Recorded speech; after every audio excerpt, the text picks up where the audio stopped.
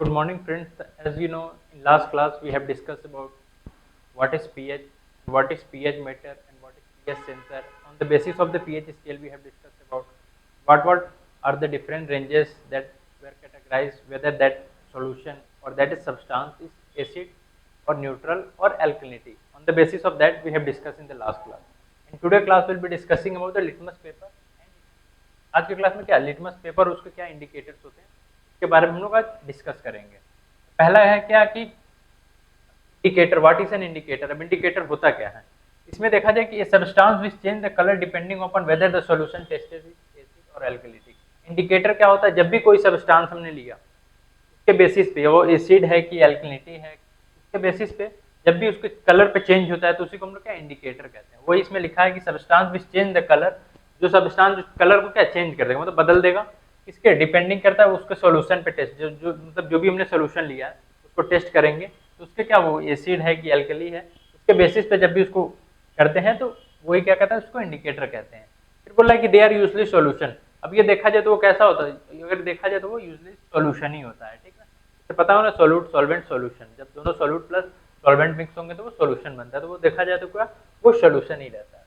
फिर can come from a neutral natural source और the synthesis source. बोल रहा है कि ये इंडिकेटर आते कहाँ, या तो ये नेचुरली से आएंगे, मतलब कुछ वेजिटेबल्स होंगे जैसे रेड कैबेज हो गए, और या तो कुछ सिंथेसिस सोर्सेस से आएंगे, मतलब इसको बनाए जाते हैं सिंथेसाइज करके, जैसे फेनफ्थलीन हो गया, ये कैसा हो गया, सिंथेसाइज फॉर्म में हो गया, और ये जो नेचुरल सोर्स से आ गया, तो इंडिकेटर भी देखा जाएगा ये तो नेचुरल हो सकते हैं या तो सिंथेसाइज फॉर्म में हम लोग उसको लाया जाता है। तो अब देखेंगे जो नेचुरल इसमें था तो कौन सा था, रेड कैबेज था, और जो सिंथेसाइज फॉर्म थे फिनॉल नेप्थलीन जो रहते हैं वो क्या है, वो सिंथेसिस सोर्स से हम लोग लाते हैं। फिर इसमें है कुछ कॉमन इंडिकेटर्स क्या होते हैं, जैसे कि इसमें देखा जाए कॉमन इंडिकेटर में देखा जाए तो क्या है, लिटमस पेपर है, यूनिवर्सल इंडिकेटर है, मिथाइल ऑरेंज है और फिनफ्थलीन है। जो ये सब क्या एक कॉमन इंडिकेटर के तौर पे इससे जाना जाता है। लिटमस पेपर हो गया, यूनिवर्सल, मिथाइलिन ऑरेंज हो गया, और फिनफ्थलीन जो रहते हैं वो क्या एक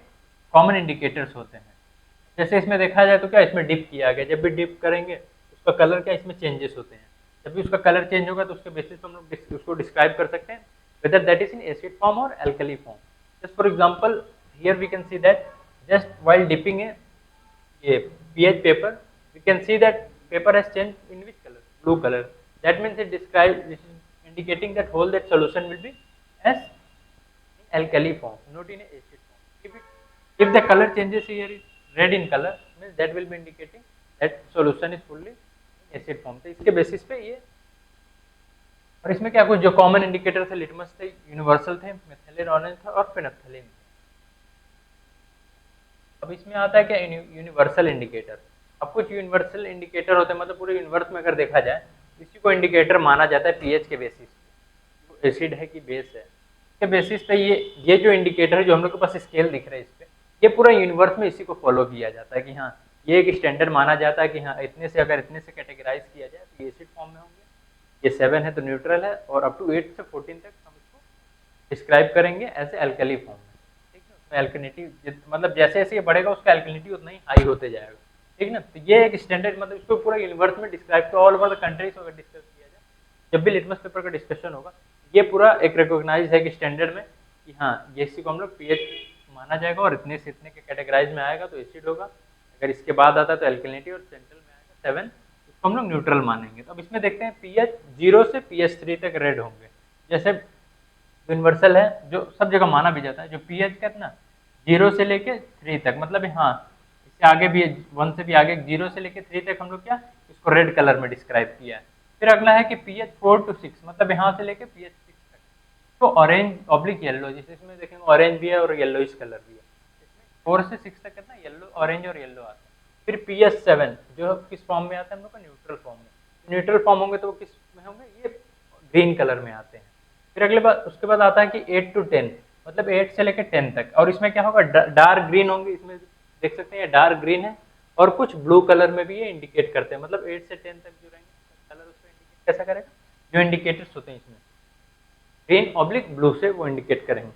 फिर 11 to 14 आता है, जब 11 से 14 आएंगे मतलब यहाँ से यहाँ तक, इसमें क्या होगा वो पर्पल कलर में आते हैं।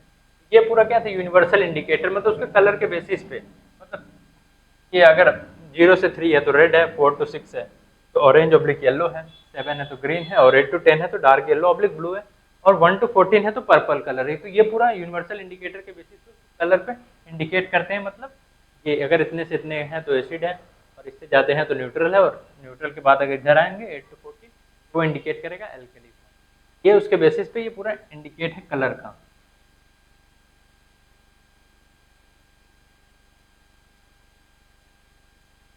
अगला आता है क्या, colour change of the other indicator. अब कुछ इंडिकेटर ऐसे उसके कलर कैसे चेंज होंगे उसमें दिखाया। तो बोला कि मेथिल और ये मेथाइल ऑरेंज जो होते हैं उसमें कितना pH 0 से pH 3 रहेंगे तो उसमें ऑरेंज से रेड कलर में वो change, orange to red colour में ये चेंजेस होते हैं मेथाइल ऑरेंज के ये कंडीशन। फिर अगर 4 to 14 में देखा जाए तो ऑरेंज से येलो में कन्वर्ट हो जाते हैं।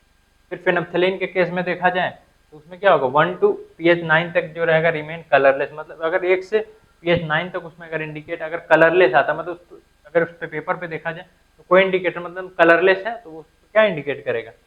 1 से 9 तक pH इसके बीच में है। फिर अगला है कि 10 to 14, 10 to 14 में देखेंगे कलरलेस से पिंक कलर में वो चेंज आएगा, जैसे कि यहाँ पे देख सकते हैं। ये पहला वाला है कलरलेस है, उसके बाद पिंक में चेंजेस हो गए, ये इंडिकेट करेगा 10 to 14। इस डायग्राम में भी हम लोग देखेंगे एक एसिड लिया गया है, एक न्यूट्रल फॉर्म है, एक अल्कली फॉर्म है, तो बेसिस पे इसको डिस्क्राइब किया गया है।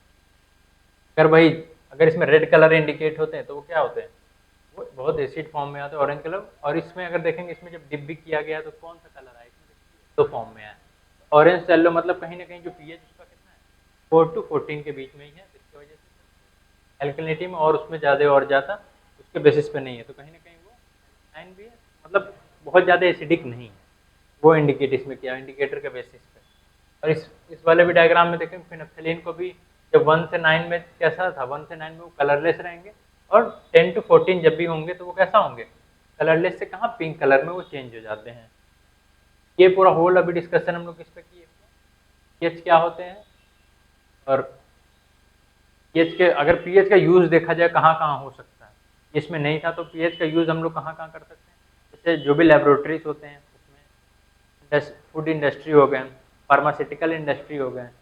ये बड़े बड़े जितने लेबोरेटरी हैं फूड इंडस्ट्री हो गए, और जो भी एग्रीकल्चर फील्ड में होते हैं उसमें भी हम लोग क्या सोयल का टेस्टिंग करते हैं, whether that soil is acid और बेस और एल्कली फॉर्म के बेसिस पे भी हम लोग क्या फूड इंडस्ट्री ये एग्रीकल्चर में भी यूज़ करते हैं। और कोई भी सब्सटेंस जैसे normal day to day life में सपोज दैट हम लोग कहीं जा रहे हैं वाटर, तो वाटर के बेसिस पे कहीं ना कहीं वाटर बहुत कड़वापन या ऐसा कुछ रहता है, हार्डनेस टाइप रहेगा, तो उसका भी हम लोग पीएच चाहे तो हम लोग मेजर कर सकते हैं। नॉर्मल डे टू डे जो भी स्कूल लाइफ में होते हैं या जो स्कूल में जो लेबोरेटरीज वगैरह होते हैं तो वहाँ पे भी हम लोग यूज़ करते हैं उसके बेसिस पे कि how to use litmus paper, और ये पीएच पेपर पे हम लोग कैसे उसको इंडिकेट करेंगे, तो वहाँ पे भी हम लोग क्या वो ये देखने को मिल सकता है, ठीक ना। एज यू नो हम लोग इस पूरे क्लास में क्या डिस्कस किया, अगर एक समरी के व्यू पे देखा जाए तो पीएच स्केल क्या होता है कि जब भी ये क्या करेगा एसिड और एल्कलिनिटी को मेजर करने के लिए हम लोग क्या पीएच स्केल का यूज़ करते हैं। इसमें भी हम लोग डिस्कस किए थे कि हाई एसिडिटी कौन होगा, न्यूट्रल कौन होगा, एल्कलिनिटी का। अगर 0 to 6 आता है तो वो किस फॉर्म में आ जाएगा, ये 0 to 6 में देखेंगे तो क्या वो एसिडी फॉर्म में आता है, लेकिन मोस्ट जो प्रोमिनेंट 0 से 3 तक में वो बहुत ज़्यादा एसिड माना है। इधर 4 5 6 कहीं ना कहीं उसका एसिडिटी का जो रहता है रेट वो थोड़ा सा घट जाता है, लेकिन इस फॉर्म में अगर रेड फॉर्म में आता है तो बहुत ज़्यादा। फिर जो 7 है न्यूट्रल है और हाई एल्कलिनिटी के बेस 8 to 14 में आएगा। फिर इसमें भी अगर देखा जाए इसके बेसिस पे जैसे इसका नंबर वो कलर चेंजेस प्रोसीडिंग करेगा आगे की तरफ, उसके बेसिस पे भी वो इंडिकेट करता है उसका एल्कलिनिटी का रेट कैसा है, कम है ज़्यादा है। फिर इसमें भी देखा गया था क्या कि उसके स्टोमक में और ये एसिड जो बैटरीज वगैरह में यूज होते हैं, और लैब ये वाटर बोतल और कुछ रिजेंट और कुछ डे टू डे लाइफ जो कॉलगेट वगैरह यूज करते हैं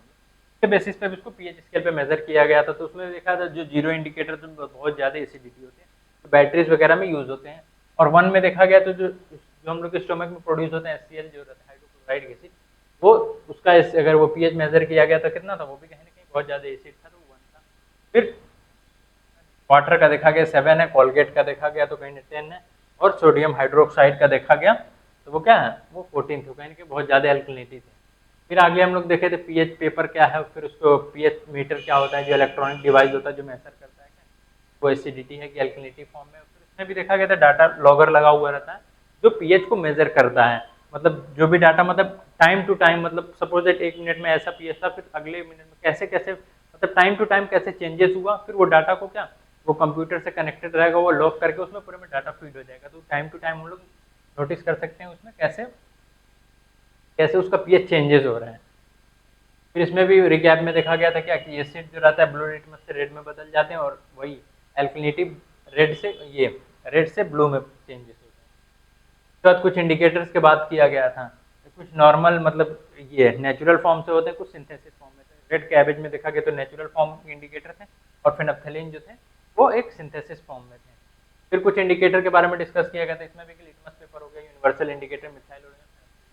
यूनिवर्सल इंडिकेटर था, मतलब इसके कलर के बेसिस पे देखा गया था। उसमें क्या था 0 से 3 तक रेड थे, 4 to 6 तक ऑरेंज ऑब्लिक येलो, और 7 जो था ग्रीन था जिसको न्यूट्रल फॉर्म में था, और 8 to 10 जो डार्क ग्रीन ऑब्लिक येलो, और 11 से 14 तक जो पर्पल कलर थे। फिर इसके बेसिस पे मेथिल ऑरेंज में देखा गया तो ऑरेंज से रेड होते हैं, तो कितने 0 to 3 होंगे। ये पूरा पार्ट में हम लोग क्या देखा गया, और 2 लेक्चर का था ये वीडियो, तो उसमें हम लोग देखे कि पीएच होता क्या है, पीएच मीटर क्या है, पीएच डाटा लॉगर में क्या है,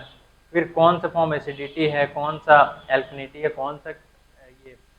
न्यूट्रल कहलाएगा। तो कहीं ना कहीं हम लोग क्या पूरा होल यूनिवर्सल इंडिकेटर के बेसिस पे देखा गया, उसका कलर के बेसिस पे। अगर 0 to 6 है तो कहीं ना कहीं वो एसिड है, फिर 7 जो है ये न्यूट्रल माना जाता है, और 8 to 14 वो इंडिकेट करता है वो एल्कलिनिटी। उसके बेसिस पे फिर डिफरेंट टाइप ऑफ उसका कहाँ एप्लीकेशन और कहाँ यूज होते हैं, उसके बेसिस पे भी देखा गया। फूड इंडस्ट्री हो गया, लेबोरेटरीज हो गए, एग्रीकल्चर में हो गया, फिर वाटर क्वालिटी टेस्टिंग वगैरह, इस सब में डिफरेंट जगह जगह पे ये